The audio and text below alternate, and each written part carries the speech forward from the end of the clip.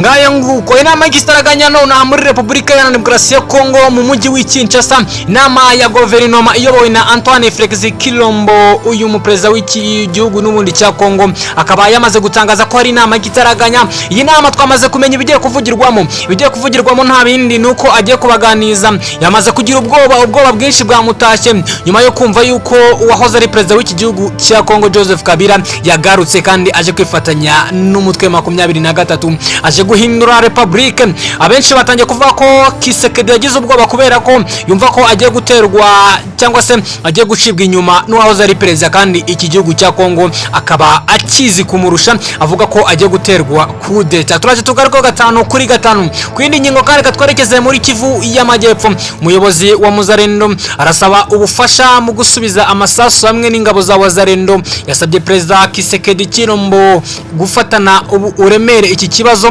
Ati turabarwanyi barenga 6,000 kandi kubona ibyo kurya n'ingora bahizi, imyambaro, amasasu n'imbunda n'ibindi. Dore kavuga ko ibisasu byamaze kubashirana. Anavuga ko kandi bamwe mu bafite bari bazi urugamba, bamwe bari bazi gukoresha zimwe mu mbunda zikomeye bamaze kuba baraswa n'umutwe wa 23. Aravuga ko nibasohoka hano umwanzi cyangwa se 23 Alliance Fleuve Congo azahita yigarurira aka gace ka Uvira. Aratabaza bikomeye, aratabaza leta y'Kinshasa mu bufasha bwinshi kuko 23 yamaze kubazenguruka, iri hafi kubarekuraho urufaya. Bafite ubwoba ko baraza korezwaho n'indege za Kirimbuzi, amadrone n'ibisasu bikomeye bikaza kuba biharimbura. Turaje tubigarukeho 5-5. Reka twerekeze no mu leta y'Kinshasa. Ubwoba bwinshi kuri Moise Katumbi, ubutumwa nyuje ku rubuga rwe rwa X akimara kumva yuko uwitwa Joseph Kabira amaze kuba agaruka. Ati tumaze imyaka irenga 60 twagerageje ubumwe mu buryo bwose kugeza tugeze mu karere k'itegeko nshinga. Ikibabaje nuko iyi gahunda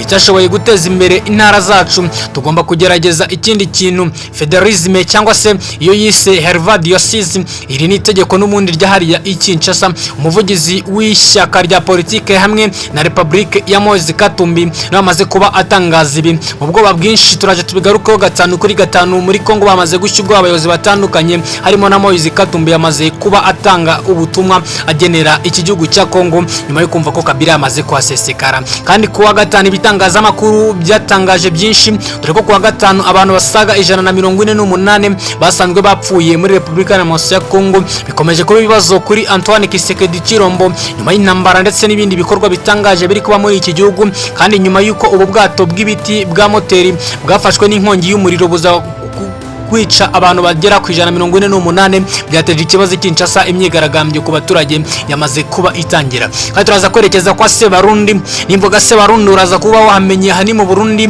ubwo Jeremy Manirakiza, uyu ni umunyamabanga mukuru w'ishyira hamwe ry'umupira w'amaguru mu Burundi, yatawe muri yombi n'inzego z'umutekano. Arashinjwa cyane kuba yagaragaje ko ashigikiye umutwe wa Alliance Fleuve Congo yo 23 mu butumwa bwa WhatsApp yabashe kuba yandika, ariko nta kindi bamuziza. Uraza ukimenye neza 5-5 aho bivugwa neza ko yakurikiranye ibikorwa rimwe byo mu Rwanda, bityo mu Burundi iyo ukurikiranye akantu ko mu Rwanda bivuga ko wamaze gushigikira M23.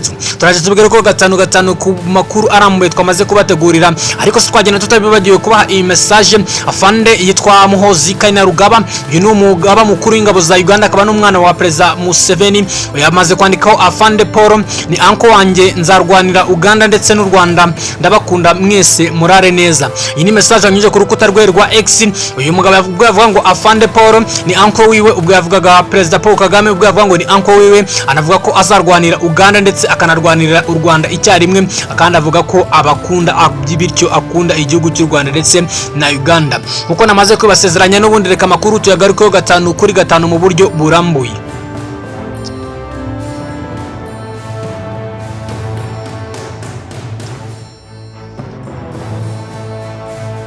Ngayo nguko kumva indirimbo ndetse n'urubuga rw'imikino byo mu Rwanda byatumye afungwa. Ndayishimiye Evariste yatanze itegeko ko Manirakiza Jeremy wari secrétaire général w'umupira w'amaguru mu Burundi ko afungwa by'agateganyo kandi agakadananirwa mu buryo bukomeye. Ibi bije nyuma yaho inzego zishinzwe iperereza i Burundi zamushinjaga ko akunda gucuranga indirimbo zo mu Rwanda iwe mu rugo, ndetse na akaba yaranafashwe yumva urubuga rw'imikino rwo mu Rwanda.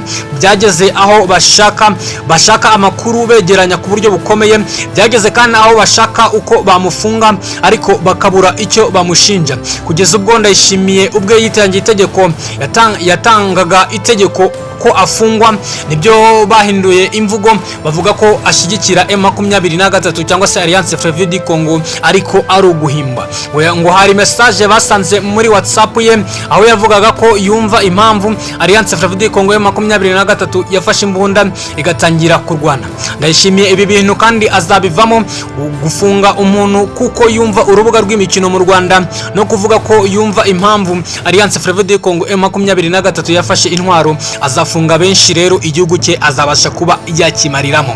Ngayo nguko nawe byumva ibya Barundi wamaze gufungwa uyu mugabo ukekwaho kuba yumva urubuga rw'imikino cyangwa se indirimbo zo mu Rwanda. Bivuze ko i Burundi ni kizira kuba wakumva ibijyanye no mu Rwanda, dore ko uyu Jeremy kandi Manirakiza ari umunyamabanga mukuru w'ishyirahamwe ry'umupira w'amaguru hano i Burundi, yatawe muri yombi kandi n'inzego z'umutekano. Anashinjwa cyane no kuba yaragaragaje ko ashyigikiye izi nyeshyamba cyangwa se uyu mutwe wa 23 Alliance Fleuve du Congo mu butumwa bwa WhatsApp. Ariko nyamara urumva ko ari ubuherere kumva indirimbo zo mu Rwanda niba yarasanzwe azumva. Nyamara Burundi n'u Rwanda tuvuga ururimi rumwe, bityo kuba yakumva urubuga rw'imikino cyangwa se indirimbo zo mu Rwanda nge numva nta gitangaje kirimo, kubera ko n'ubundi abarundi n'abanyarwanda ururimi rujya gusa, n'ubundi twese turumvikana 5 mu buryo burambuye. Naje kukubwira ko kandi n'ubundi kwa gatanu ibitangazamakuru byatangaje ko kuri uwo munsi wo kwa gatanu abaturage 148 basanzwe bapfuye muri Repubulika Demokarasi ya Kongo nyuma y'uko ubwato bw'ibiti bwa moteri bwafashwe n'inkongi y'umuriro ahari mu biyaga bya Kongo, aho bivuga ko byaje guterwa n'ikibazo cya moteri yari ifite ikibazo. Ubu kandi yamaze gutangaza ko byinshi bikomeye ahari muri Kongo byamaze kuba biteza ikibazo, byamaze kuba biteza umwiryane ku bayobozi bakomeye, kubera ko ubu bwato nyine bwari burimo abantu benshi, bityo bituma muri Kongo haba ikibazo cyo kutumvikana k'ubuyobozi bw'iki gihugu cy'Kinshasa ndetse n'abandi. Kandi muri Kongo yitwa Tadeo Binangu yakiriye byimazeyo Perezida Joseph Kabira igihe yari muri Goma nk'umuntu uzwi cyane, akaba n'umuyobozi w'abatavuga rumwe n'ubutegetsi bwa politiki badafite intwaro mu majyaruguru ya Kivu.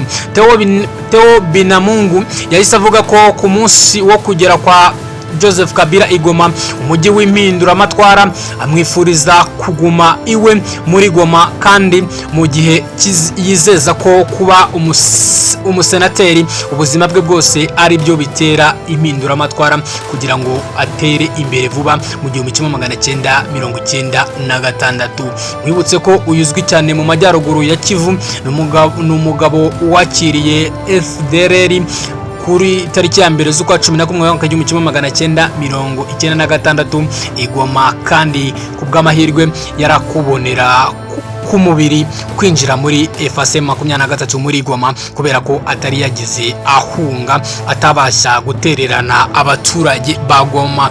Joseph cyangwa se uzwi ku izina rya Teo Binangu yashigikiye cyane Joseph Kabira ku buryo bwo gutera ubwoba cyane, dore ko Tshisekedi byamaze ko bimugeraho.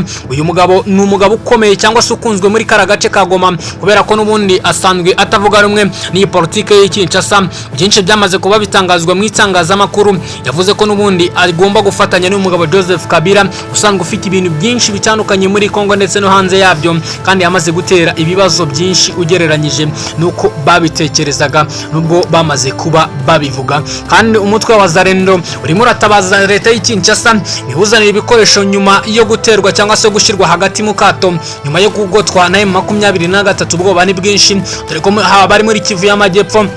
Umuyobozi wa Muzarendo arasaba ubufasha mu gusubiza amasasu hamwe n'ingingo za Wazarendo. Yasabye Perezida Tshisekedi Chilombo Antoine gufatana uburemere iki kibazo, ati turabarwanya 6,000 kandi kubona ibyo kurya ni ingorabahizi kandi ntidushobora kuba hano, dore ko umwanzi wa M23 yahita yigarurira Uvira turamutse tuvuye hano, dore ko yamaze kuba atugota. Nyamara turatabaza cyane, turahamagarira buri muntu wese wabonye iyi message kutugereza ubutumwa muri guverinoma, leta y'Kinshasa ikagira icyo yadufasha. Uyu ni umutwe wa Wazarendo wamaze kuba ufite ibibazo bikomeye, wamaze kuba utangaza ko byanga byakunda ukeneye bakeneye ubufasha bukomeye kugira ngo ubashe kuba waba hafi.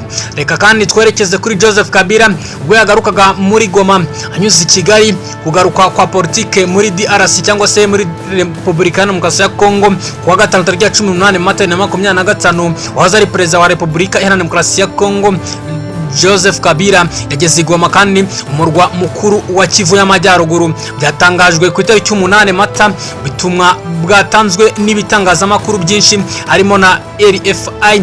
Uku kugaruka kwerekana intambwe itunguranye kuwahoze ari umuyobozi. Imigambi ye ikaba itaramenyekana neza ni yihe gahunda Joseph Kabira muri Goma kugaruka kwe gushobora kubutsa ibitekerezo byerekeranye n'akazoza ke ka politike kuri amayobera aracyari muri iki gihugu cya Kongo nyuma y'intambara nyinshi ziri kugenda zivugwa muri Kongo. Amakuru yo muri Kongo yo tugenda tuyabagezaho gatanu kuri gatanu. Ndizera ko mukomeje kugubwa neza, Imana ikomeze kuba umugisha, turabakunda, mukomeze gukora cyane, bityo Imana ibaho umugisha. Mukomeze mukore subscribe, inyunganizi n'ibitekerezo byanyu muri comment, like, share n'ibindi bitandukanye. Turakomeza kuba tubibagezaho gatanu kuri gatanu.